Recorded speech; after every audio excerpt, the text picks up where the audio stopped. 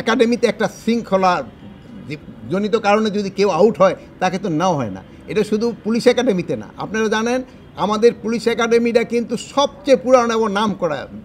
এই রাজশাহী যে police academy, এটা কিন্তু সবচেয়ে পুরাতন এবং নাম করা একাডেমি এই উপমহাদেশের ভিতরে, সবচেয়ে নাম করা একাডেমি এই উপমহাদেশের প্রথম। এটা আপনি এরা যেই করতেছে যে আইন, দেখুন যে এগো যে করছে কি বলে এই আইন মানে শৃঙ্খলাজনিত কারণে বের করছে, এটা একটা প্রমাণ হলো। দেখেন এখন তারা কিন্তু এই বিশৃঙ্খল কাজ করতেছে।